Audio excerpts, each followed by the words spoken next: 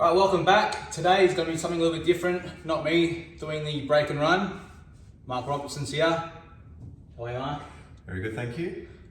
So you'll see a little bit of a different view on things. And I will do this a little bit more too with others when obviously I can get them around. But if you like what you see here and you want to see more players like, Ben Noonan, Jake McCartney, even one day a Stevie Woods or just you name it, I'll try and do it, and we'll see how this one goes. Hope you enjoy. Alright, so I'll just run through with sort of what goes on in my head when I'm looking at making a clearance off the break, and I'll just sort of think out loud and we'll see what happens from there. I'll just try and do a nice little controlled break, stop the white in the middle, won't hit it too hard. Oh, comes back. Alright, so straight away what I just look for is my problem balls. So down here, I'm not too fussed about anything. This yellow here is not ideal. The main reason why it's not ideal, not necessarily because it's on the rail, is there's not a good linking ball. As an example, if this yellow was down here, that would make it very easy for me to pot the yellow that's here and pot this. But as of now, it doesn't really link into that nicely. So then I quickly look for any other issues for yellows. This is a big problem, it doesn't really pot anywhere. Other than that, that's it. So I've got two problems on yellows that I can deal with, but not easily. So now I'm going to flip over to reds. This is a bit of an issue with reds. That red does pot in there. So other than that, reds looks pretty good. Not many big issues, and I can actually deal with this problem straight away with this ball by cannoning it, freeing it up, and then I've got all these other balls to land on. So you can see straight away, he's looking at dealing with his problems straight away. So when I want to screw into this, I just want to make sure I don't lose the white to this side. So I don't want to like clip this yellow and have the white drift over here. That's my bad area. I want to try and hold the white in this area, and I don't need to go into them very hard. So you can see what he's talking about here. You can see that this one only needs to move just a little bit. You can see the angle there. So now what I would normally do, I'd normally try and do is map the hole out, but because there's a bit of variance in this shot, I'm not going to worry about that, because I could cannon, white could go this way, this way, this way, this way. And by now I've probably already used my 30 seconds and extension to work everything out. So now I just sort of need to get on play this shot. So just looking for a bit of a full contact on the red. Just a little bit, just like that. Didn't need to move much at all. So now I can try and map the hole out. The red goes in there, they're all on. So now I'm just basically working out how can I transition down to these balls and where do I want to pot them. So now I'm going to look to see what's on. That goes in there, that goes in there. They go in the corners. So now I know that this is the sweet spot, this area here. Anywhere in this area, and I instantly win the game. If I can pot these balls and land in this circle, there we are. So I want to try and pot these three balls and then land in this circle, and then I know I instantly win. Now, there is another little thing, is because the black is very out in the open, I don't have to clear all these. I can land on the black from either one of these reds, not this one, but either one of these, but I prefer not to. If the black was down here, I would certainly be looking at making sure I clear these three and then these three down here. So I'm going to try and map this out in a way now.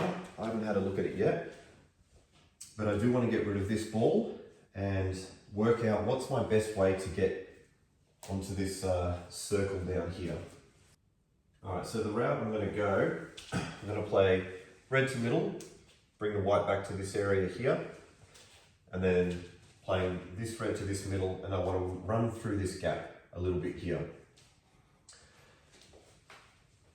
It's pretty hard for me to clear these three and land in this little spot down here. They just don't really link that properly. So this one to the middle, bring the white back here, pot this red, even cannoning the yellow is fine, or just drifting through this gap. Then I'm going to be playing the red to here and then landing the white around here for either reds up in this corner or reds in the middle.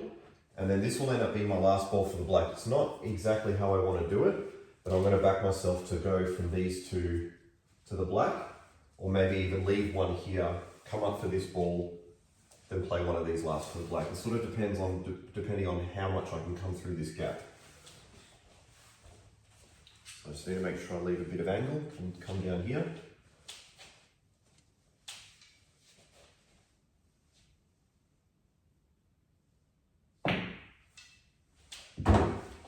Should do. So now, I don't need to get close, I just need to cannon that yellow. Just sort of kill the pace of the white a little bit.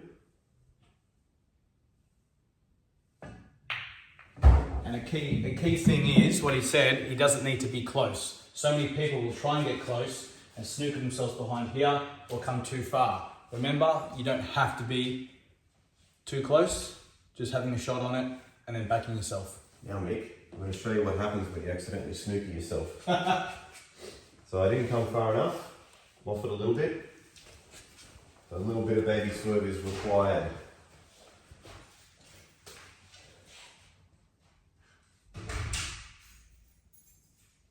There we go, see? I could have landed easy on it, but that wouldn't have been fun. Sometimes I got to show you what you do when things go a little bit pear-shaped. So it happens to everybody. Alright, so now I've got to play a little bit more of a longer shot. Bring the white back a little bit for this red in here, and then I can play a nice controlled positional shot at the table, come back down for the black. Like I said, this is really not an ideal ball to be landing on the black last, but sometimes you just got to go these routes. So I just want to stun the white back a little bit. Just a few inches off this ball here. Come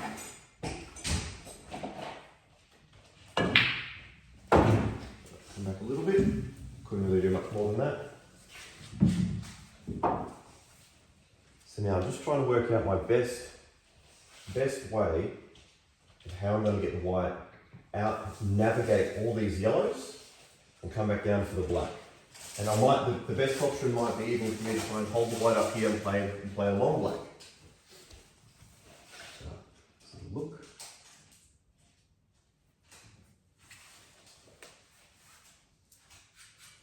Alright, so I want to try and find this line here where the white is going to come off. 1, 2, and out. So again, this is not normally how I would prefer to do it. So sometimes you just dealt with these positions and you just got to make the best of what you can do. So I think if I just bring the white out to this area here, right there, then it's sort of a stun shot. If I leave the white where the red is now, if I leave the white around here, it's a little bit thin and I've got to sort of play it like a screw shot, a little bit more difficult. So I just want to run forward, maybe about 6 inches or so. So now it's just a bit of a stun shot. A little bit further would have been nice to have the black out of the way, but that's all right. Okay, so now when I'm looking at a shot like this as well, sometimes there is a way that you can play it that is maybe not the best way to play it, but at least you'll still have a shot on the black. So I know if I hit this a little too close to the jaws, and it comes off here, here, and cannons this yellow, I've still got a shot on the black. Whereas if I go a bit too thick, and I cannon this yellow, I'm probably going to be snookered. So if anything, I want to go a bit wider with the white, and just miss this yellow. That's sort of what I would like to do, something like that, as opposed to going too wide, clipping that, and then having no shot on the black.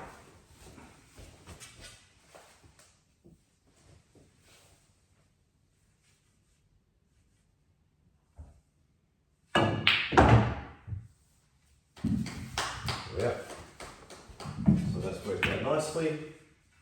And then, you know what, when you're on a black, it doesn't hurt to also play position, because you're always playing position on every shot. Sometimes people, when they get to the black, they go, all right, just make this pot. That's when you get a bit nervous. So you can say to yourself, stun over to the side rail, or top spin, whatever it is. I'm going to set myself stun over to the side rail.